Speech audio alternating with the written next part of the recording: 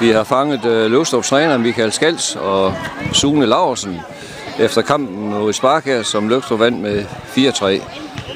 Dermed er Løvstrup videre til finalerunden, og ifølge Sune, som også er reporter til Fjendskab.dk, så udfylder det hans håb. Sune, hvad er du forventer i år? Jamen, jeg forventer, at vi tager 3 titler. 2 af dem er jo sluppet. Vores turnering er vundet. Fjendskab-ligaen er vundet. Så mangler vi kun Fjendskab i trofæsamlingen.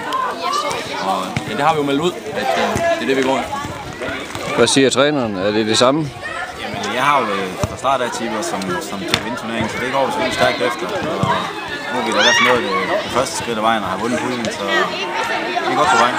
Hvem er ønskemodstanderen så i semifinalen? Storholm eller Mønsted? Vi skal jo slå dem alle sammen, så vi tager dem i den rækkefølge, der kommer. Godt. Kampen i dag må Sparkær 4-3. Ja, langt foran med en prangende indsats. Det ville være gode ved mit hold, så sige, at det var lidt uinspireret. Og de måske havde tankerne lidt i turneringen allerede, men i hvert fald rart, at vi fik scoret et mål, og så må vi jo leve med, at der gik nogen ind, selvom vi nu gerne havde holdt 0 i det også. Sune, hvad siger du til undertipper af Sparkær? Jamen altså, jeg synes, deres indsats kan de nu godt være bekendt. De slås og skulle hele vejen igennem. Men det er nu pinligt den måde, vi spiller på. Første gang i 16 kampe i streg, vi løber 2 mål ind.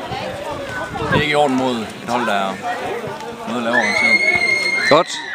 Tak skal I have, og held og lykke med The Treble. Tak for det. Det var sgu langt. Det var da godt.